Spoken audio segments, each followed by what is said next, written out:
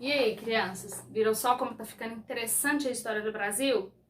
Agora nós vamos lá para a página 102 e 103. Nós vamos falar sobre o regime militar. O regime militar durou de 1964 até 1985. Um período marcado por grandes perseguições, por censuras. Mas vamos ver o que aconteceu. Pegue seu livro e acompanhe comigo a página 103. Então nós vimos aí que, para começar, os militares deram um golpe de Estado em Jango. Tia, mas eu não lembro o que é o golpe de Estado. O golpe de Estado é meio que uma violação da Constituição para que seja tomado o poder de determinada pessoa. Nesse caso de Jango. Então, os militares se reuniram, foram lá e tiraram Jango do poder, violando assim a Constituição em vigor. Então, a Constituição de 1964, ela foi outorgada em 1946 e estabelecia a hierarquia da transição do poder em caso de morte, impedimento ou a renúncia do presidente. Vamos ver como que aconteceu aí. Militares no poder. Após o golpe de Estado que depôs João Goulart em 31 de março de 1964, o Brasil passou a ser governado por militares que instituíram uma nova ditadura no país.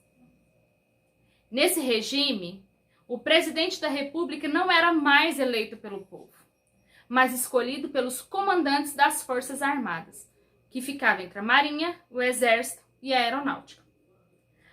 Aqui no livro de vocês podem ver aí a imagem, né? Observa-se aqui os presidentes que governaram o país nesse período. Vamos ver aí quem foram os presidentes? Nós temos aí o que assumiu primeiro, que ficou na cadeira da presidência de 1964 a 1967. Foi Humberto de Alencar, mais conhecido como Castelo Branco. Saindo Castelo Branco, entrou Arthur da Costa e Silva, que governou o país de 1967 a 1969. Saindo Costa e Silva, entra quem? Emílio Garrastazu Médici, que governou de 1969 a 1974. Saindo Médici, entra Ernesto Geisel, que governou de 74 a 79. E por último, João Batista Figueiredo, que governou de 79 a 1985.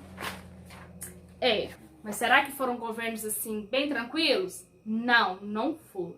Foi um regime ditatorial. Vamos ver o que aconteceu. Página 104. Autoritarismo e perseguições.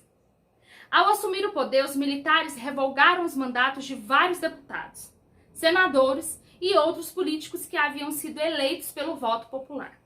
Funcionários públicos que eram contra a ditadura perderam o emprego e militares dissidentes chegaram a ser presos. O que é dissidentes? Lá no glossário tem lá, aquele que discorda da opinião ou do posicionamento estabelecido por um regime autoritário. Então, quem se opunha ao regime ditatorial militar perdia o emprego. E até podia ser preso. O período do regime militar foi marcado pela perseguição a qualquer um que fizesse oposição ou criticasse o governo. Pensa, você não tem o direito de criticar, de se opor. Por mais que o governo fosse ruim, você não podia ficar, caladinho. Houve muita repressão. Prisões, desaparecimentos, torturas e até a morte de suspeitos de agir contra o governo. Por isso que a tia falou para vocês, é um período muito triste da história brasileira. Várias pessoas eram perseguidas, tinham que mudar de país, sumir do mapa, eram presas, sumiam, tinha nem ideia para onde que estavam e eram até mortos.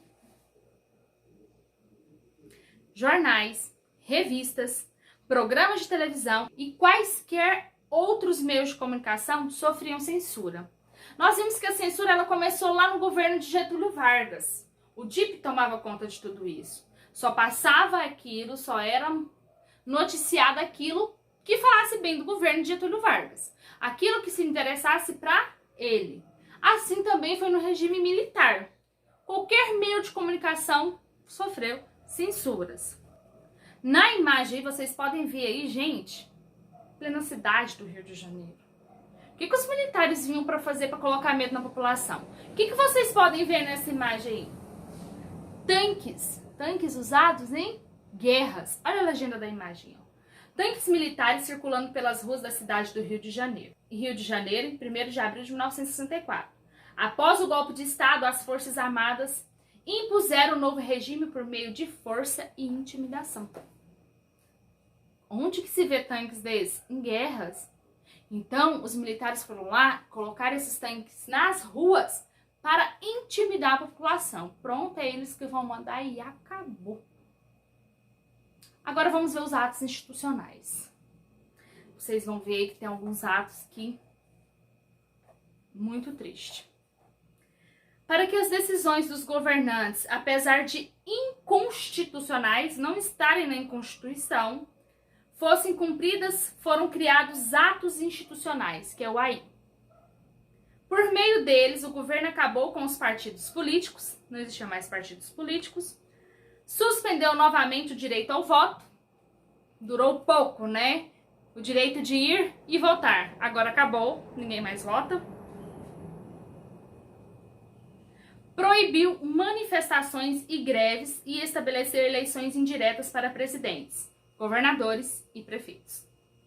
Em 1967, os militares anularam a Constituição de 1946 e criaram uma nova, com forte característica autoritária, que conferia total poder de decisão aos governantes e restringia a liberdade e o direito da população. Entre os atos institucionais, o pior é o AI-5. Vamos ver o que ele fala aí. Em 1968, ano da promulgação do AI-5, o regime tornou-se ainda mais repressor. Gente, já estava muito ditatorial, já estava muito repressor, com o AI-5 ficou pior. Muitas pessoas tiveram de deixar o país para não ser presas, e outras passaram a ser constantemente vigiadas pela polícia, tanto na vida pessoal quanto no trabalho. Imagine viver esse regime ditatorial nessa época, principalmente pelos militares, que vão ali e vão te intimidar com tanques de guerra. A população sofreu muito nesse período. Mas acaba aí? Não acaba. Vamos assistir a próxima videoaula.